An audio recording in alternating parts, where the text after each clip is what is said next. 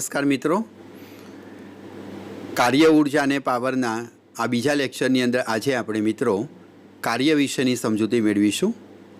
મિત્રો, અગાઉના લેક્ચરમાં આપણે બે સદિશોના અદિશ ગુણાકાર વિશેની સમજૂતી મેળવી। આ અદિશ ગુણાકારનો ઉપયોગ કાર્યને વ્યાખ્યાયિત કરવા માટે ખૂબ ઉપયોગી છે। મિત્રો, અગાઉ જણાવ્યું હતું તે મુજબ કાર્યની આ સંકલ્પના દ્વારા આપણે ગતિ વિષયક કોયડાઓમાં જ્યારે પ્રવેગ અચળ ન રહેતો હોય ત્યારે તે પ્રકારની પરિસ્થિતિના પ્રશ્નો ખૂબ સરળતાથી આપણે સોલ્વ કરી શકીએ છીએ। મિત્રો, આ પ્રકારની પરિસ્થિતિ કઈ છે કે જેમાં આપણે કાર્યની સંકલ્પના દ્વારા પ્રશ્નોના ઉકેલ બહુ સરળતાથી મેળવી શકીએ તે કેટલાક ઉદાહરણ દ્વારા હું આપને સમજાવું। મિત્રો, જો આ પ્રકારની પરિસ્થિતિ હોય કે જેમાં પદાર્થ ગતિ કરતો હોય ઢોળાવ પર, આ આપણી પાસે એક ઢોળાવ છે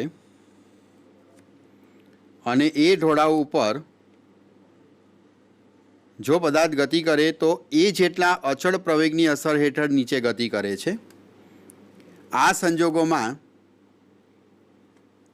અચળ પ્રવેગ ગતિના સમીકરણનો ઉપયોગ કરી તથા ફ્રી બોડી ડાયાગ્રામની મદદથી આપણે પ્રશ્નો સરળતાથી સોલ્વ કરી શકીએ છીએ। પણ મિત્રો, જો ઢોળાવ આ પ્રકારનો હોય, અનિયમિત પ્રકારનો ઢોળાવ હોય અને આવા ઢોળાવ પર પદાર્થ જ્યારે ગતિ કરતો હોય તો એ દરમિયાન તેના પ્રવેગમાં ફેરફાર થવાના કારણે કે પછી આ મુજબની પરિસ્થિતિ હોય, અત્યંત તીવ્ર ઢોળાવવાળી સપાટી હોય અને તેમાં કોઈ પદાર્થ અહીંયા ઢોળાવ પરથી સરકીને નીચે આવે અને પછી ઉપર તરફ જતો હોય તો આ પ્રકારની પરિસ્થિતિમાં આપણે કાર્યના કોન્સેપ્ટ દ્વારા ખૂબ સરળતાથી પ્રશ્નોના જવાબ મેળવી શકીએ છીએ। તો મિત્રો, કાર્ય આ પ્રકારના પ્રશ્નોને સોલ્વ કરવા માટે ખૂબ જ ઉપયોગી થઈ પડશે। મિત્રો, કાર્ય અહીં આપણે અલગ અલગ પદ્ધતિથી સમજીશું। કાર્ય મુખ્યત્વે બે રીતે શોધી શકાય: અચળ બળ વડે થતું કાર્ય અને ચલ બળ વડે થતું કાર્ય। મિત્રો, સાથે સાથે આ લેક્ચરમાં આપણે કાર્ય ક્યારે ધન ગણી શકાય, ક્યારે ઋણ ગણી શકાય અને ક્યારે કાર્ય શૂન્ય મળશે તે પ્રકારની ચર્ચા પણ આપણે ધ્યાનમાં લઈશું।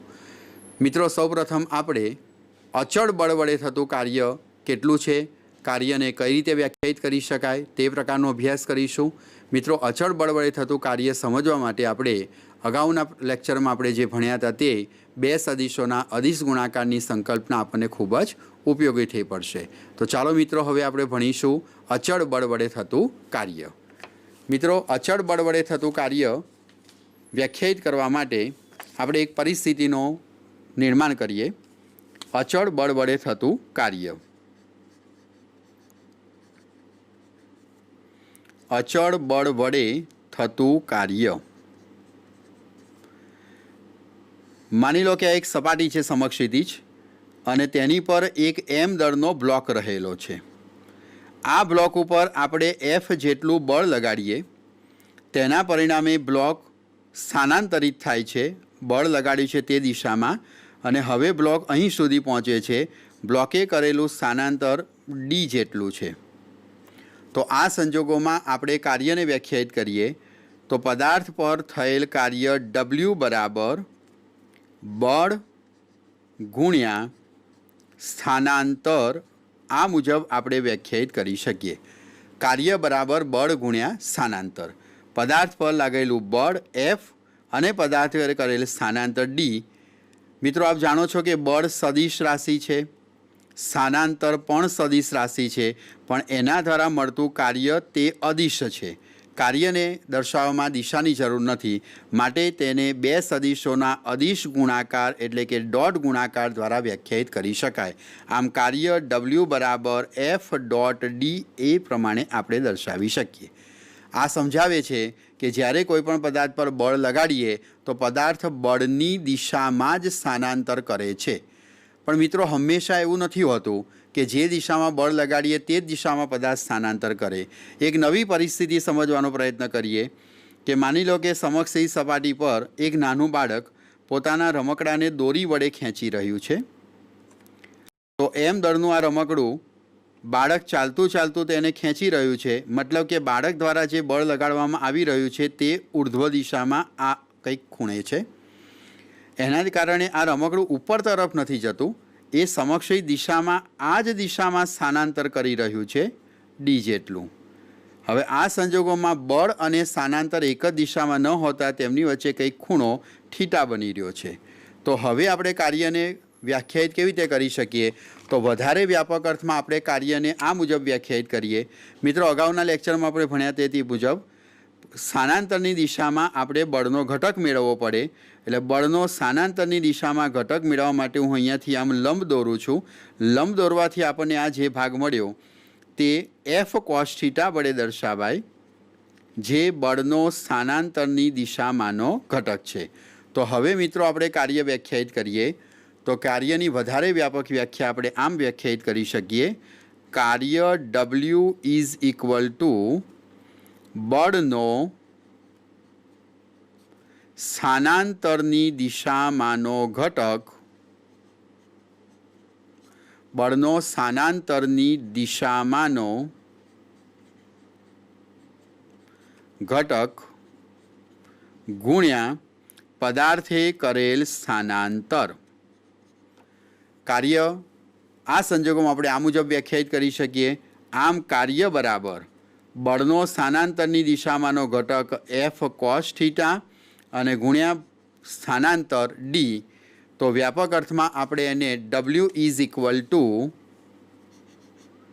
એફ ડી કોસ થીટા વડે દર્શાવી શકીએ. કાર્ય W બરાબર FD કોસ થીટા અને બે સદિશોના અદિશ ગુણાકારની વ્યાખ્યા અનુસાર FD કોસ થીટા એટલે F ડોટ ડી લખી શકાય, જે અગાઉ આપણે ચર્ચામાં લીધું હતું તેમ વ્યાખ્યાયિત કરી શકાય. આમ અચળ બળ વડે થતું કાર્ય આપણે કેવી રીતે વ્યાખ્યાયિત કરીશું? તો બળ સદિશ F અને સ્થાનાંતર સદિશ ડીના અદિશ ગુણાકારને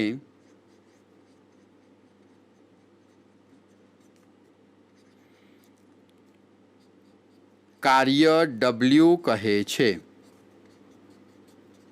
કાર્ય બરાબર બળ અને સ્થાનાંતર સદિશ ડીનો અદિશ ગુણાકાર F ડોટ ડી અથવા તો FD કોસ થીટા. મિત્રો, અહીં એક અગત્યનો કોન્સેપ્ટ આપણે ધ્યાનમાં લઈશું, મોસ્ટ IMP કોન્સેપ્ટ. મિત્રો, અગાઉના લેક્ચરમાં મેં ભણાવ્યું હતું તે પ્રમાણે A dot B is equal to AB cos theta is equal to BA cos theta is equal to B dot A, એટલે કે ક્રમનો નિયમ સાચો છે.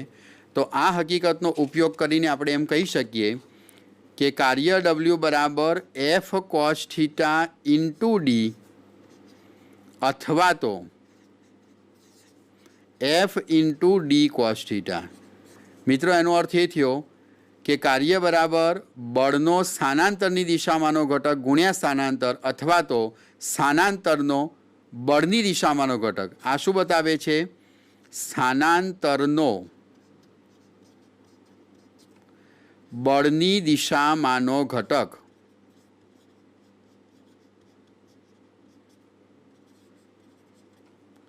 અને આ બતાવે છે બળનો સ્થાનાંતરની દિશામાંનો ઘટક. આને આપણે કહીશું બળનો સ્થાનાંતરની દિશામાંનો ઘટક.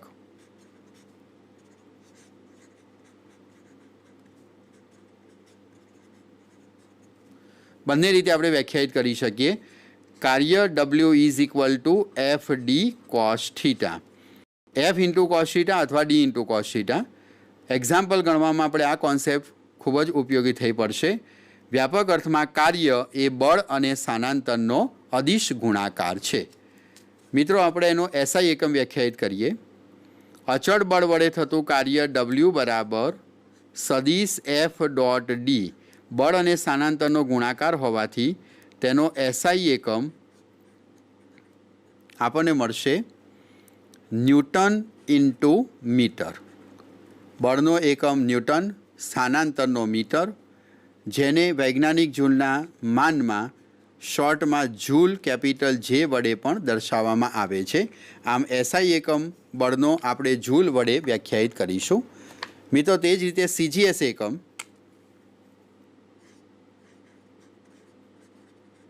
કાર્યનો સીજીએસ એકમ ડાઇન ઇન્ટુ સેન્ટીમીટર છે, જેને શોર્ટમાં અર્ગ વડે વ્યાખ્યાયિત કરવામાં આવે છે। ERG વડે દર્શાવી શકાય। કાર્યનું પારિમાણિક સૂત્ર લઈએ તો કાર્ય W is equal two M1 બળ માટે L1 T-2 લંબાઈનું મીટર હોવાથી L1, તેથી આપણને કાર્યનું પારિમાણિક સૂત્ર મળશે M1 L2 T-2। આમ કાર્યનું પારિમાણિક સૂત્ર આપણને M1 L2 અને T-2 મળશે। મિત્રો કાર્ય અદિશ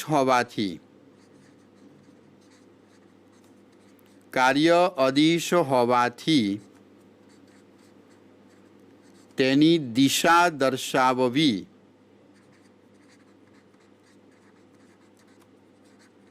જરૂરી નથી। એટલે કાર્યની દિશા વિશે આપણે અહીંયા કોઈ ચર્ચા કરીશું નહીં। કાર્યના એકમ વિશેની આપણે ચર્ચા ખાસ ધ્યાનમાં લઈશું। મિત્રો કાર્યના સીજીએસ અને એમકેએસ એકમ વચ્ચેનો શું સંબંધ છે તો તમે લખી શકો છો કે 1 જૂલ બરાબર 10⁷ અર્ગ। કાર્યના એમકેએસ અને સીજીએસ એકમ વચ્ચેનો સંબંધ 1 જૂલ બરાબર 10⁷ અર્ગ જેટલો છે। મિત્રો હવે આપણે ભણવાનો અભ્યાસ ભણીશું કે કાર્ય કયા સંજોગોમાં ધન, ઋણ કે શૂન્ય હોઈ શકે। મિત્રો કાર્ય ધન હોય તેનો અર્થ શું થાય, કાર્ય ઋણ છે એનો અર્થ શું થાય, કે કાર્ય શૂન્ય શું છે તે આપણે સમજીશું। આ પ્રકારની પરિસ્થિતિ લઈએ। કાર્ય W is equal two FD cos theta. મિત્રો અહીં ખૂણો થીટા લઘુકોણ, ગુરુકોણ કે લંબરૂપે કાટકોણ હોઈ શકે। એ સંજોગોમાં સમજીએ। જો બળ આ રીતે લાગે છે પદાર્થ પર, માની લો કે આ M દળનો બ્લોક છે સપાટી પર અને તેની પર લાગતું બળ સદિશ F આ દિશામાં અને તેનું સ્થાનાંતર D આ તરફ છે। અહીં થીટા <90 છે। જો થીટા <90 હોય તો <90 હોય ત્યારે ઓલ એસટી પ્રથમ ચરણ અનુસાર કોસ ધન છે તો આપણને કાર્ય ધન મળે। કાર્ય ધન મળે એનો અર્થ એ થયો કે એ સંજોગોમાં આપણા દ્વારા લગાવેલા બળથી પદાર્થ સ્થાનાંતર કરે છે અને પદાર્થ ઉર્જા પ્રાપ્ત કરે છે।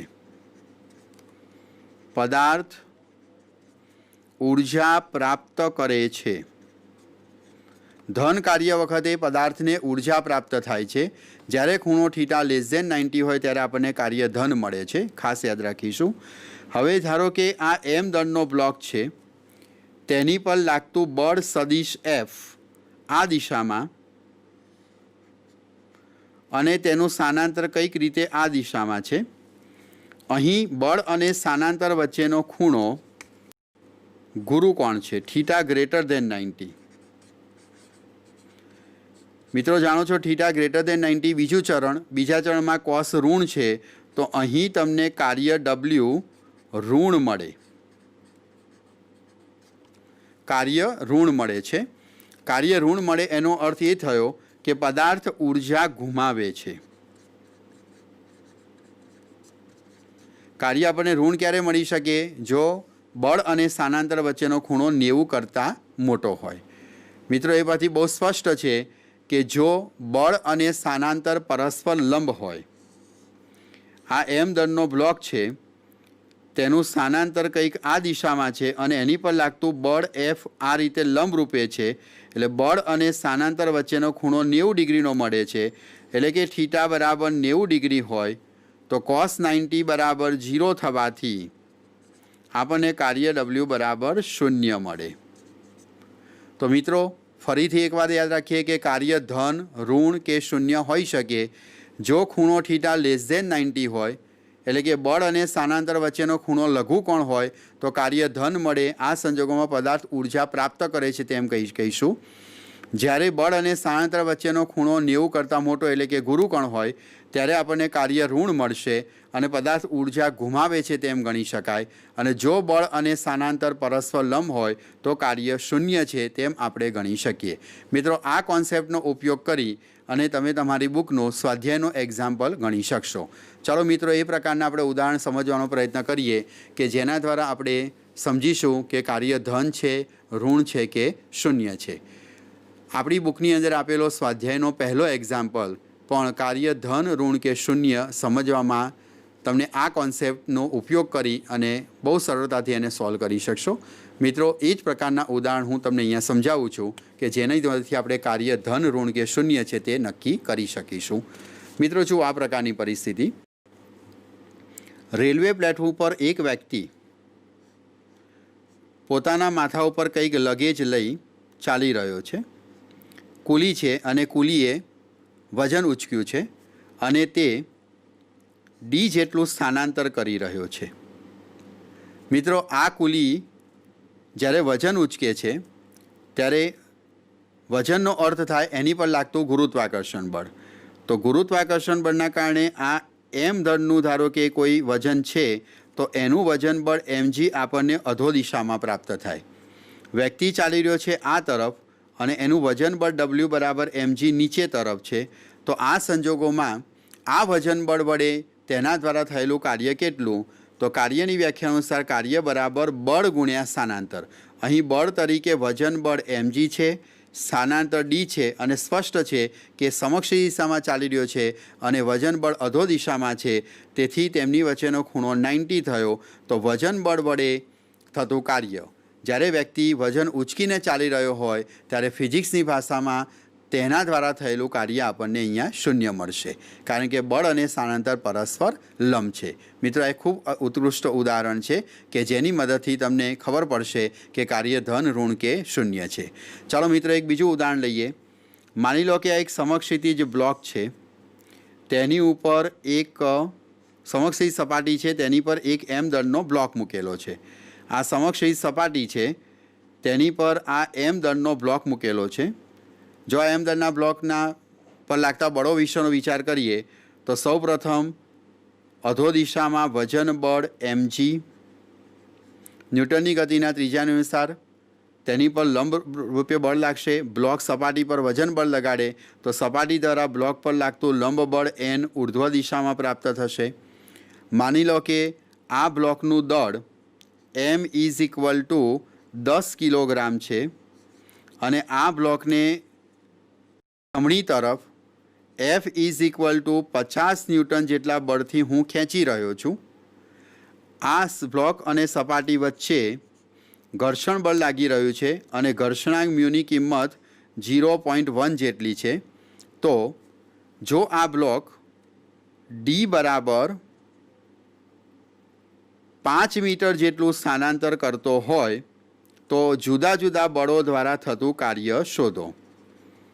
જુદા જુદા બળો દ્વારા થતું કાર્ય કેટલું છે તે આપણે ગણવું છે. ચલો મિત્રો, અહીંયા કેટલા બળો લાગી રહ્યા છે? તો અહીંયા જોઈ શકો છો કે બળ અહીંયા બાહ્ય બળ, ઘર્ષણ બળ, ગતિની વિરુદ્ધ દિશામાં અહીં ઘર્ષણ બળ લાગશે, લંબ બળ અને વજન બળ છે. મિત્રો, સૌપ્રથમ આપણે બાહ્ય બળ દ્વારા થયેલું કાર્ય આપણે સમજીએ તો સૌથી પહેલાં બાહ્ય બળ દ્વારા થતું કાર્ય W = તો આપણે એને વ્યાખ્યાયિત કરી શકીએ. W = FD × cos θ. મિત્રો, જોઈ શકો છો કે બ્લોકનું સ્થાનાંતર આ તરફ છે, D બરાબર 5 મીટર અને બાહ્ય બળ પણ એ તરફ છે, એટલે એમની વચ્ચેનો ખૂણો θ 0 થશે. બાહ્ય બળ Fનું મૂલ્ય 50, પદાર્થ દ્વારા થયેલું સ્થાનાંતર 5 અને θ બરાબર 0 હોવાથી cos 0 1 50 × 5 એટલે 250 જૂલ જેટલું કાર્ય થશે. આ મિત્રો, બાહ્ય બળ દ્વારા થયેલું કાર્ય 250 જૂલ છે. ચાલો મિત્રો, હવે ઘર્ષણ બળ દ્વારા થતું કાર્ય શોધીએ. ઘર્ષણ બળ વડે થતું કાર્ય.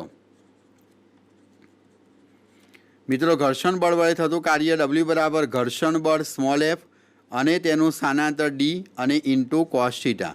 મિત્રો આપ જાણો છો કે ઘર્ષણ બળ હંમેશા ગતિની વિરુદ્ધ દિશામાં હોય, એટલે બળ વિરુદ્ધ દિશામાં છે અને સ્થાનાંતર આગળ તરફ છે, એટલે સ્વાભાવિક છે કે તેમની વચ્ચેનો ખૂણો થશે 180 ડિગ્રી। ઘર્ષણ બળની વેલ્યુ મળશે આપણને mu into n into d into cos 180। હવે મિત્રો આકૃતિ પરથી સ્પષ્ટ છે કે લંબ બળ એન ઇઝ ઇક્વલ ટુ વજન બળ mg જેટલું આવે, એટલે જો આપણે ઘર્ષણ બળની વેલ્યુ અહીંયા અલગથી શોધીએ તો ઘર્ષણ બળ F is equal to mu into n સૂત્ર અનુસાર તમે એ વેલ્યુ લખી શકો મ્યુ mg। જીની વેલ્યુ 10 લેતા મ્યુ બરાબર 0.1, બ્લોકનું દળ m બરાબર 10 અને ગુરુત્વ પ્રવેગ પણ 10 લઈએ તો ઘર્ષણ બળ આપણને 10 ન્યૂટન જેટલું પ્રાપ્ત થશે। એટલે અહીં વેલ્યુ મૂકીશું ઘર્ષણ બળની 10, સ્થાનાંતર છે 5 અને કોસ 180ની કિંમત -1, એટલે W બરાબર આપણને કાર્ય મળશે -50 જૂલ। આ ઘર્ષણ બળ વડે થયેલું કાર્ય છે। હવે ત્રીજું કાર્ય આવશે લંબ બળ વડે થતું કાર્ય। ત્રીજા નંબરનું કાર્ય શોધીએ લંબ બળ વડે થતું કાર્ય। તો લંબ બળ અને સ્થાનાંતર બંને પરસ્પર લંબ છે, તે જ રીતે વજન બળ અને સ્થાનાંતર પર લંબ છે, તેથી એ કાર્ય આપણને મળશે 0। તો મિત્રો આ ઉદાહરણમાં તમે જોઈ શકો છો કે બાહ્ય બળ દ્વારા થયેલું કાર્ય ધન છે, ઘર્ષણ બળ વડે થયેલું કાર્ય ઋણ છે। બાહ્ય બળ વડે થતા કાર્યમાં પદાર્થ ઉર્જા મેળવે છે, જેમ જેમ બાહ્ય બળ મળે છે એમ એની ગતિ ઉર્જા વધી રહી છે, જ્યારે ઘર્ષણ બળ ગતિનો વિરોધ કરે છે, એટલે ઘર્ષણ બળના કારણે તેની ગતિ ઉર્જા ઘટી રહી છે, જ્યારે લંબ બળ વડે કોઈ કાર્ય થતું નથી, એટલે કે ઉર્જાનો કોઈ ફેરફાર થતો નથી। લંબ બળ અને વજન બળ સ્થાનાંતરને લંબરૂપે હોવાથી તેના દ્વારા થતું કાર્ય શૂન્ય છે। મિત્રો આ એક જ ઉદાહરણ દ્વારા તમે કાર્ય ધન, કાર્ય ઋણ અથવા તો શૂન્ય સમજી શકો છો। કાર્ય ધન એનો અર્થ એ થાય કે આપણે જે બાહ્ય બળ લગાડ્યું એ બળ લગાડવામાં આપણે કંઈક ઉર્જા ખર્ચી છે, આપણા દ્વારા ખર્ચાયેલી ઉર્જા એ પદાર્થની અંદર કાં તો ગતિ ઉર્જા અથવા તો સ્થિતિ ઉર્જાના સ્વરૂપની અંદર સંગ્રહ પામે છે। એક રીતે દેખવા જઈએ તો કાર્યની આ સંકલ્પના એ ઉર્જા સંરક્ષણના નિયમ સાથે પણ સુસંગત છે, જેનો ઉપયોગ આપણે ઘણા બધા અલગ અલગ કોયડાઓ સોલ્વ કરવાની અંદર ઉપયોગમાં લઈ શકીએ છીએ। મિત્રો ઘર્ષણ બળ એ ગતિનો વિરોધ કરતું બળ છે, એટલે ઘર્ષણ બળ દ્વારા થતું કાર્ય આપણને ઋણ પ્રકારનું મળ્યું, જે ઉર્જાનો વ્યય સૂચવે છે। જ્યારે પણ આપણે બ્રેક મારીએ છીએ અથવા બ્રેકિંગ રૂપી બળ લાગીએ ત્યારે વાહનના ટાયરો જે ગરમ થાય છે, ઘર્ષણના કારણે જે ઉર્જાનો વ્યય છે તે ઉષ્મા ઉર્જા રૂપે વ્યય પામે છે તે દર્શાવે છે, જ્યારે વજન બળ અને લંબ બળ એ સ્થાનાંતરને લંબ રૂપે હોવાના કારણે તેના દ્વારા થતું કાર્ય આપણને શૂન્ય મળ્યું। મિત્રો આ અચળ બળ વડે થતા કાર્યનો કોન્સેપ્ટ છે। ચાલો બીજા કેટલાક ઉદાહરણ દ્વારા આપણે એને ફરી સમજવાનો પ્રયત્ન કરીએ કે જેમાં બળ અને સ્થાનાંતર જો અલગ અલગ દિશામાં હોય તો કાર્ય કઈ રીતે શોધી શકાય। મિત્રો આ પ્રકારની પરિસ્થિતિ આપણે વિચારીએ કે જેમાં બળ અને કાર્ય કંઈક અલગ રીતે છે અને એને આપણે સમજવાનો પ્રયત્ન કરીએ। જુઓ આ પ્રકારની પરિસ્થિતિ, માની લો કે એક ઢોળાવ ઉપર બ્લોક ગતિ કરી રહ્યો છે। આ સંજોગોમાં થતું કાર્ય આપણે શોધીએ। મારી પાસે થીટા ઢોળાવવાળી એક સપાટી છે અને થીટા ઢોળાવવાળી સપાટી ઉપર એક m દળનો બ્લોક નીચે તરફ સરકી રહ્યો છે, તો એના પર થતું કાર્ય આપણે શોધીએ। મિત્રો આ m દળનો બ્લોક છે એટલે એની પર લંબ દિશામાં બળ લાગે છે, લંબ બળ n। બ્લોકનું સ્થાનાંતર d આ તરફ છે અને વજન બળ mg એની પર અધો દિશામાં લાગી રહ્યું છે।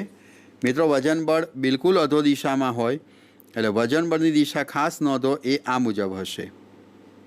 આ થઈ વજન બળ mgની દિશા। મિત્રો આ ખૂણો 90નો છે, આ ખૂણો થીટા જો સ્થાનાંતરને હું અહીંયા મૂકી દઉં પેરેલલ તો આ ખૂણો આપણને મળશે 90 માઇનસ થીટા। થીટા 90 એટલે આ ખૂણો 90 માઇનસ થીટા થશે। હવે આપણે સમજ્યા તે પ્રમાણે જો મારે અહીંયા વજન બળ વડે આ બ્લોક પર થતું કાર્ય શોધવું હોય, આપણે શોધીએ છીએ વજન બળ mg વડે બ્લોક પર થતું કાર્ય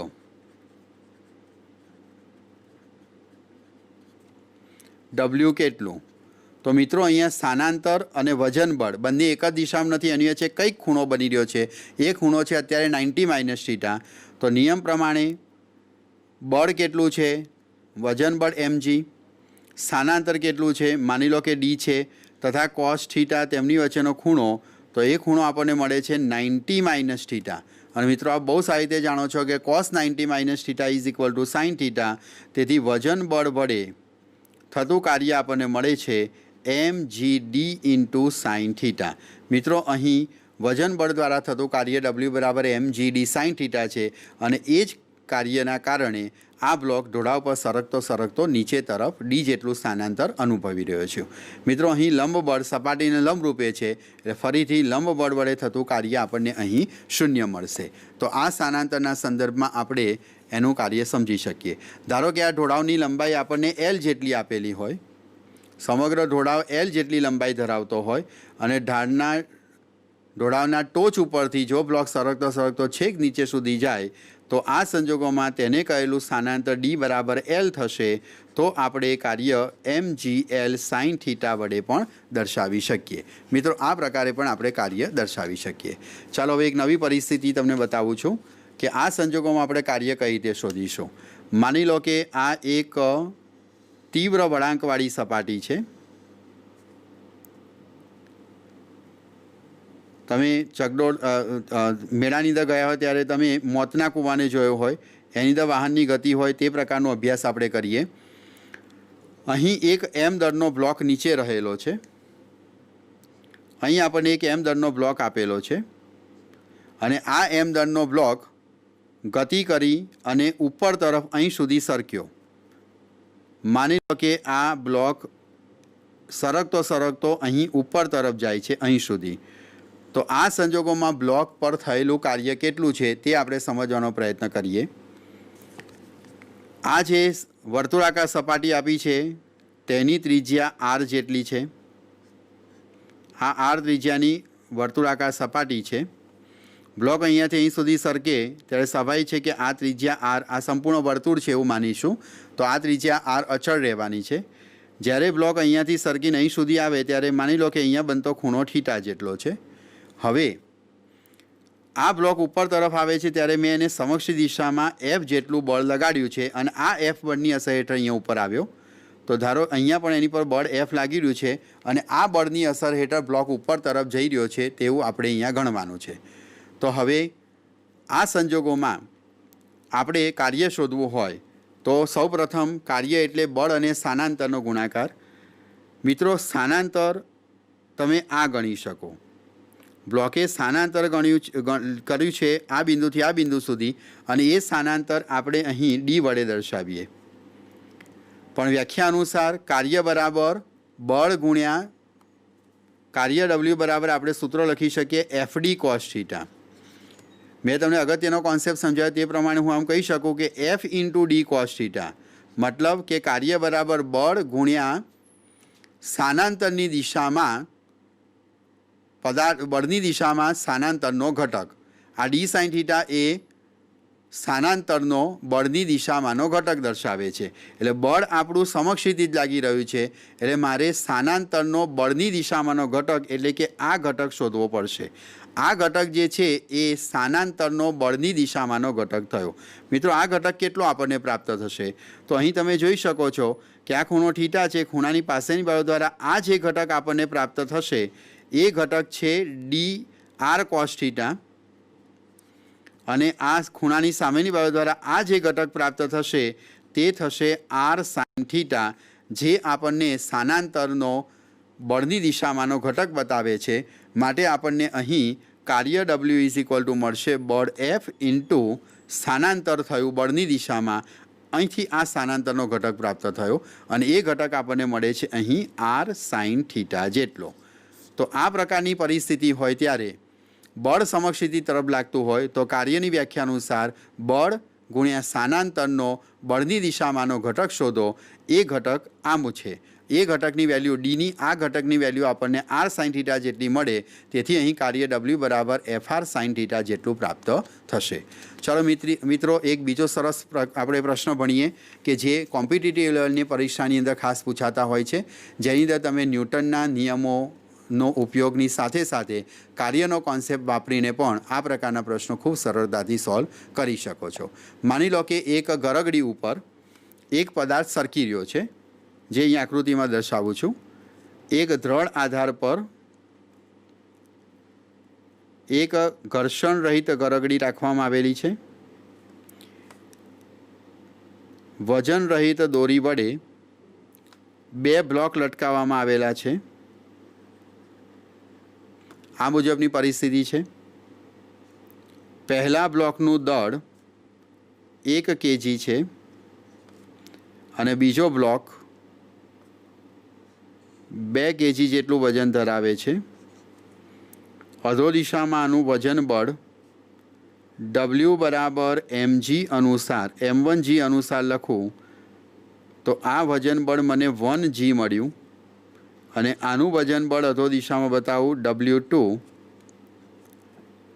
ઇઝ ઇક્વલ ટુ m2g, તો એ આપણને 2g જેટલું પ્રાપ્ત થશે. આ વજન બળ W તથા દોરીમાં તણાવ બળ છે T જેટલું. મિત્રો હવે આપણે અહીંયા અલગ અલગ કાર્ય શોધવા છે. મારે સૌથી પહેલાં કાર્ય શોધવું છે વજન બળ વડે થતું કાર્ય. બંને પ્રકારના વજન બળ વડે થતું કાર્ય તથા તણાવ બળ વડે આ બ્લોક પર થતું કાર્ય કેટલું છે તે આપણે શોધવું છે. ચાલો મિત્રો સૌપ્રથમ આપણે વજન બળ દ્વારા થતું કાર્ય શોધીએ. સૌપ્રથમ વજન બળ દ્વારા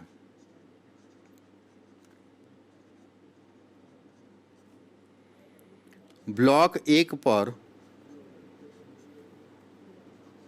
થતું કાર્ય. તો વજન બળ દ્વારા બ્લોક 1 પર થતું કાર્ય શોધીએ. મિત્રો અહીંયા વજન બળ કઈ તરફ છે? નીચે તરફ.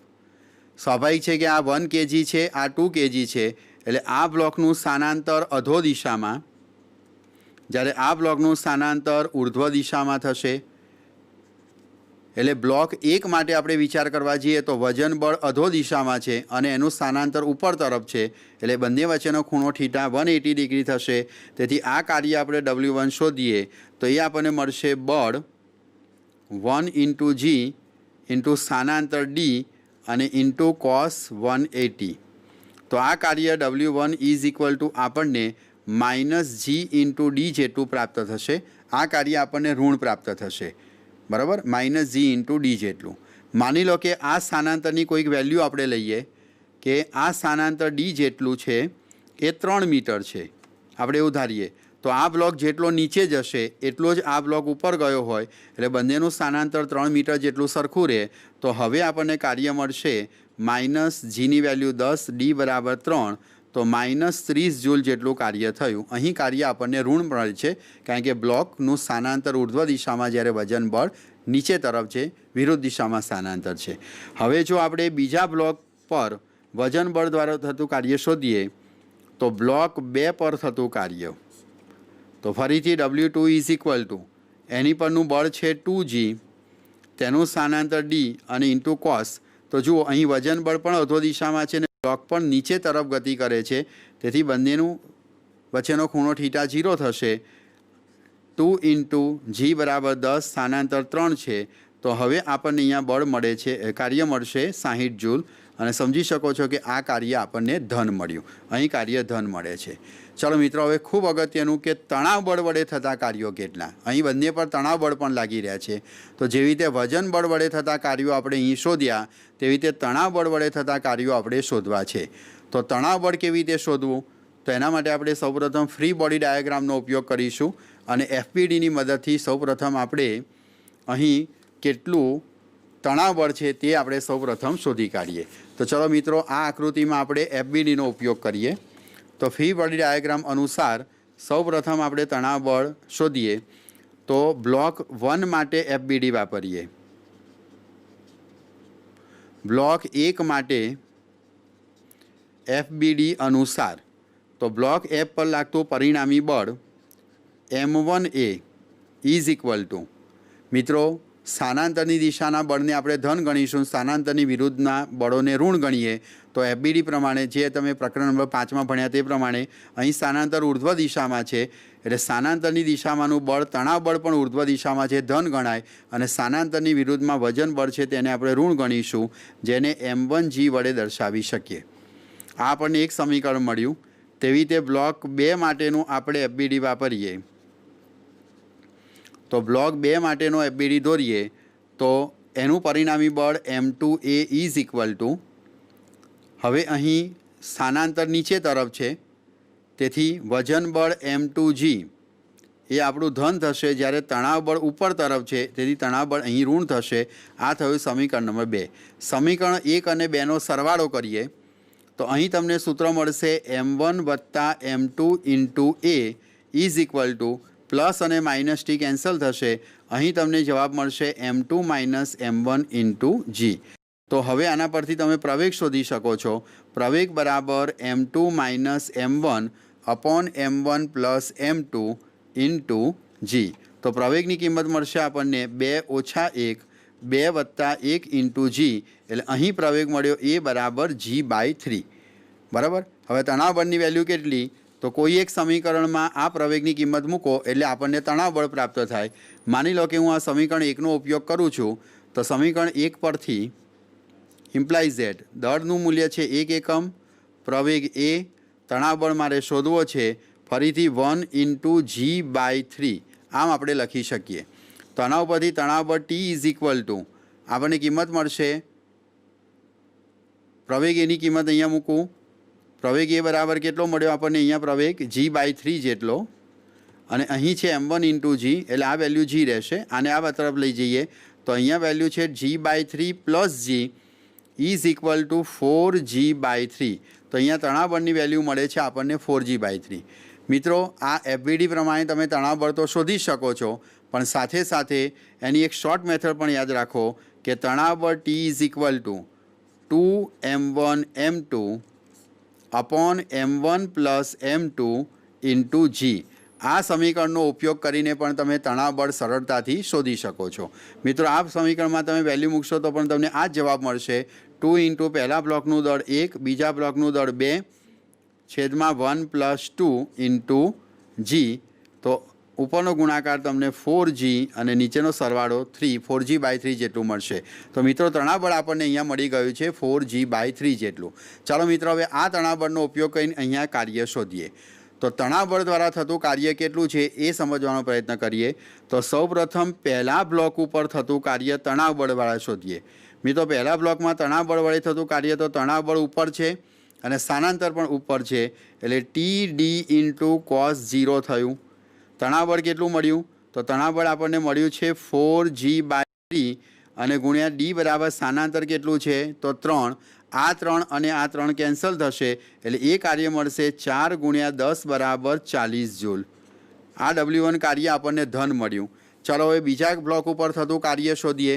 તો બીજા બ્લોક પર થતું કાર્ય W2 ઇઝ ઇક્વલ ટુ, ફરીથી એનું તણાવ બળ નીચે તરફ છે, તણાવ બળ નીચે છે, સ્થાનાંતર નીચે તરફ છે અને તણાવ બળ ક્યાં છે તો ઉપર તરફ છે, એટલે તણાવ બળ T સ્થાનાંતર D અને બંને પરસ્પર વિરુદ્ધ હોવાથી ખૂણો 180 થશે.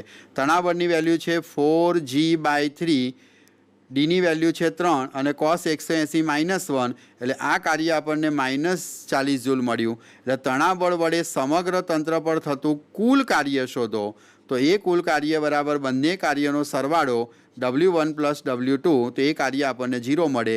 આમ આપણે અહીં કહી શકીએ કે તણાવ બળ વડે સમગ્ર તંત્ર પર થતું કુલ કાર્ય 0 છે.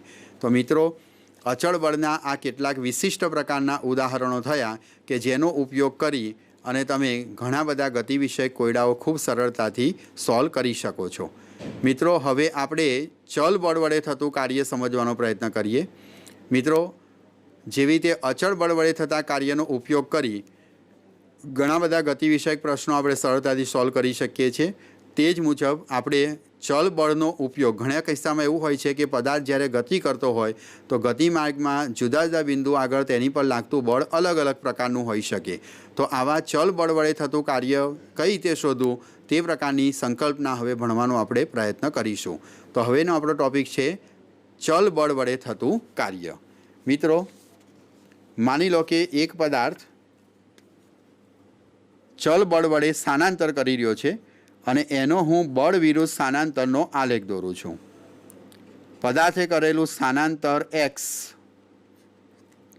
મીટરમાં એક્સ દિશામાં લીધું અને તેની પર લાગતું બળ ન્યૂટનમાં આપણે વાય દિશામાં લીધેલું છે અને એ પદાર્થ આ દિશામાં આ રીતે સ્થાનાંતર કરે છે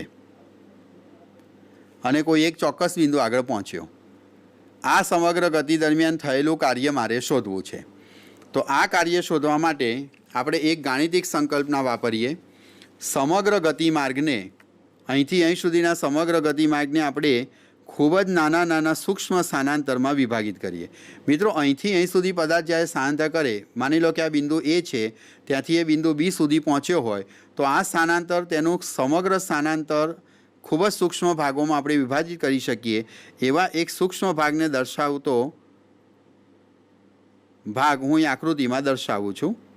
માની લો કે અહીંયા પદાર્થે કરેલું સૂક્ષ્મ સ્થાનાંતર dx જેટલું છે અને આ સ્થાનાંતર દરમિયાન અહીંથી અહીં સુધી લાગતું બળને અક્ષને સમાંતર આ બળ તમને F1 જેટલું મળે. તો કાર્યની વ્યાખ્યા અનુસાર આ સૂક્ષ્મ સ્થાનાંતર દરમિયાન થતું કાર્ય, મિત્રો સૂક્ષ્મ સ્થાનાંતર છે એના દરમિયાન થતું કાર્ય હોવાથી આપણે એને કુલ કાર્યને દર્શાવતા સૂક્ષ્મ વિભાગમાં થયેલું કાર્ય dw1 વ્યાખ્યાયિત કરીએ તો કાર્ય બરાબર બળ એટલે કે F1 અને ગુણ્યા સ્થાનાંતર ઇન્ટુ dx. મિત્રો, બીજી રીતે દેખવા જઈએ તો બળ એટલે લંબાઈ અને dx એટલે સ્થાનાંતર. તો તમે અહીંયા જે નાની સ્ટ્રીપ બતાવેલી છે, એક નાનો ખંડ બતાવ્યો છે, એ ખંડનું બીજા અર્થમાં ક્ષેત્રફળ પણ થયું. એનો અર્થ એ થયો કે કાર્ય બરાબર બળ ગુણ્યા સ્થાનાંતર અથવા તો આલેખના નીચેનો ભાગ જે છે એનું ક્ષેત્રફળ પણ તમને કાર્યની કિંમત આપે છે જ્યારે તમે આલેખ બળ વિરુદ્ધ સ્થાનાંતરનો દોરો. મિત્રો, આ જે કાર્ય મળ્યું આપણને dx સ્થાનાંતરનું, એવા અનેક dx સ્થાનાંતર, તમે અહીંયા પણ એક dx ભાગ લઈ શકો છો. તમને આટલી જ નાની સ્ટ્રીપ મળશે, તમને ત્યાં આગળ કાર્ય dw2 મળશે, ફરીથી એટલી જ dx જાળેની અહીંયા પણ સ્ટ્રીપ લઈ શકો. તો a થી b સુધી આવા નાના નાના ઘણા બધા વિભાગો વિચારી તેના કાર્યો અનુક્રમે dw1 dw2 up to dwn શોધી અને તેના પરથી આપણે કુલ કાર્ય w શોધી શકીએ. તો કુલ કાર્ય w ઇઝ ઇક્વલ ટુ આ રીતે કરેલા બધા જ કાર્યોનો સરવાળો dw1 dw2 dash dash dash બધા જ કાર્યોનો સરવાળો કરી શકીએ, જેને આપણે એક સંકલનના પદમાં દર્શાવી શકીએ કે કાર્ય w બરાબર એ બિંદુથી બી બિંદુ સુધીનું કુલ કાર્ય અને એ કાર્યમાં સૂક્ષ્મ ખંડો લીધેલા હોવાથી આપણે એ કાર્યને dw1 dw2ના સરવાળાના સ્વરૂપમાં f ઇન્ટુ dx વડે દર્શાવી શકીએ. તો મિત્રો, ચલ બળ વડે થતા કાર્યને આપણે સંકલનના પદમાં વ્યાખ્યાયિત કરી શકીએ. કાર્ય w ઇઝ ઇક્વલ ટુ સંકલન a થી b of f into dx.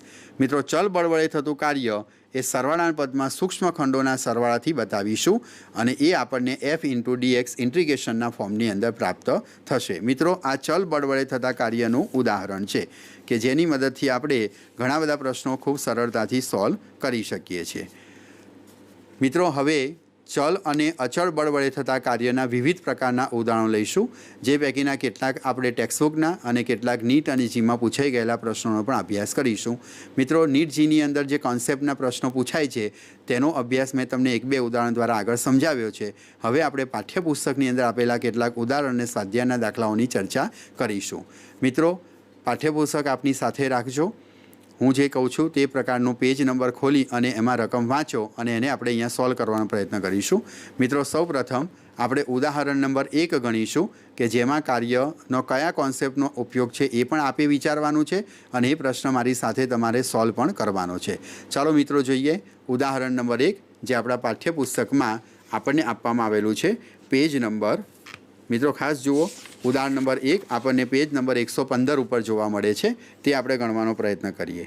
મિત્રો, ઉદાહરણ નંબર 6.1માં આપણને શું આપેલું છે તો બળ સદિશ એફની વેલ્યુ આપેલી છે. બળ સદિશ એફ ઇઝ ઇક્વલ ટુ આપણને આ મુજબ આપેલું છે 3i caret plus 4j caret minus 5k caret અને સ્થાનાંતર સદિશ ડી આપણને આપવામાં આવેલું છે. તેની પાછળ એકમ નથી દર્શાવ્યો, માત્ર એકમ લખ્યું છે. જે બતાવ્યું છે તે પ્રમાણે લખવાનું.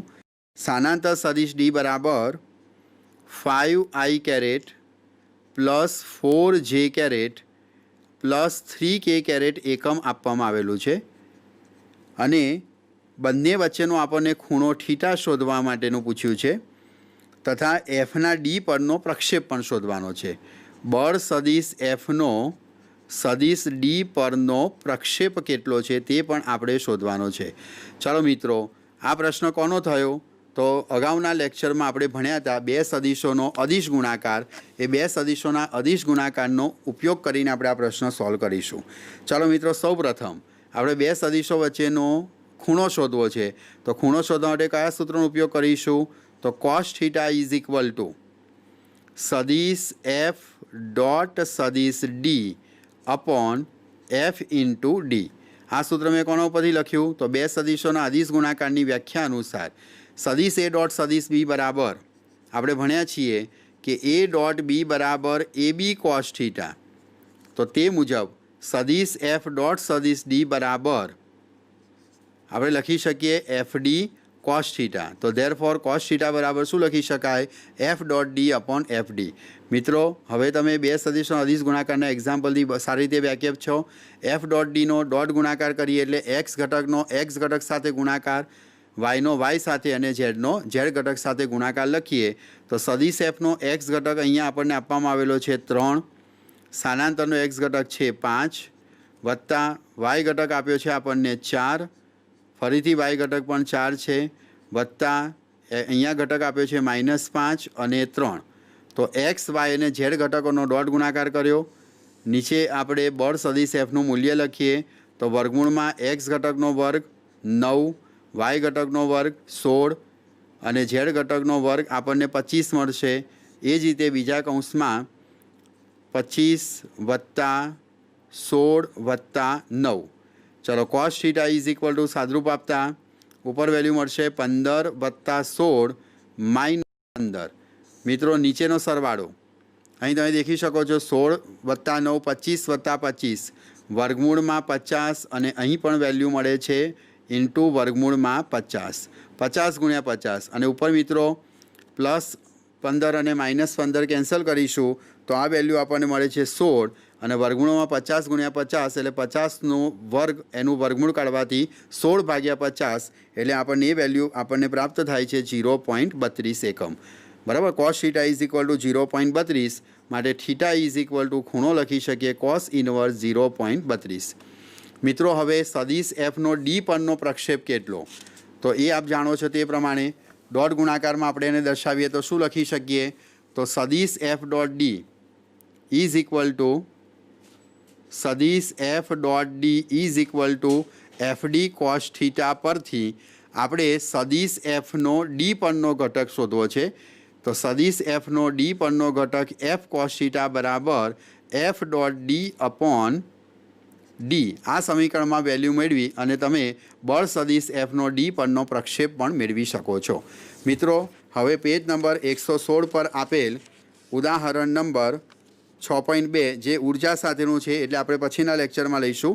અત્યારે આપણે 117 નંબરના પેજ પર આપેલ ઉદાહરણ નંબર 3નો અભ્યાસ કરીએ. એક સાયકલ સવાર 10 મીટર જેટલું અંતર ઘસડાઈને સ્થિર થાય છે. મિત્રો, સમક્ષિતિજ રસ્તા ઉપર એક સાયકલ સવાર ગતિ કરી રહ્યો છે અને એ સાયકલ સવાર 10 મીટર જેટલું સ્થાનાંતર કરી અને સ્થિર થાય છે એવું આપણને કીધેલું છે.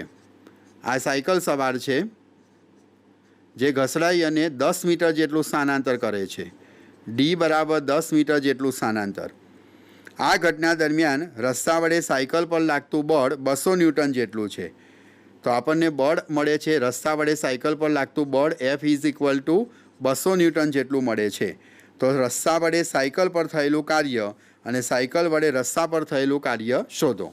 મિત્રો, સૌપ્રથમ આપણે કાર્ય શોધવું છે રસ્તા વડે સાયકલ પર કેટલું કાર્ય થયું. તો રસ્સા વડે સાયકલ પર થયેલું કાર્ય શોધતી વખતે કાર્ય બરાબર FD ઇન્ટુ કોસ થીટા સૂત્ર વાપરીએ. બળ છે 200 ન્યૂટન. મિત્રો, રસ્સા વડે સાયકલની ગતિને અટકાવવાની છે, એટલે બળ આ તરફ લાગી રહ્યું છે, માટે એમની વચ્ચેનો ખૂણો થશે 180. કોસ 180ની કિંમત -1 મળે, માટે આપણને આ કાર્ય મળશે -2000 જૂલ. રસ્સા વડે કાર્ય ઋણ મળ્યું, મતલબ કે એ ગતિને ઘટાડી રહ્યું છે. હવે સાયકલ વડે રસ્તા પર થતું કાર્ય કેટલું? તો સાયકલ વડે રસ્તા પર થતું કાર્ય શોધવા માટે મિત્રો અગત્યની વસ્તુ એ છે કે બળ લાગવાથી સ્થાનાંતર થવું જરૂરી છે. સાયકલ દ્વારા રસ્તા પર બળ લાગે તો રસ્તો એની વિરુદ્ધ દિશામાં ખસવાનો નથી, એટલે રસ્તાનું સ્થાનાંતર 0 હોવાથી સાયકલ વડે રસ્તા પર થયેલું કાર્ય આપણને કેટલું પ્રાપ્ત થશે? તો એ 0 પ્રાપ્ત થશે. મિત્રો, આ એક ખૂબ અગત્યનો કોન્સેપ્ટ છે કે જેમાં આપણે એ સમજવાનું છે કે પદાર્થ પર બળ લાગે તેથી કાર્ય થયું તેમ ન ગણી શકાય. બળ લાગવાથી પદાર્થનું સ્થાનાંતર થવું પણ જરૂરી છે.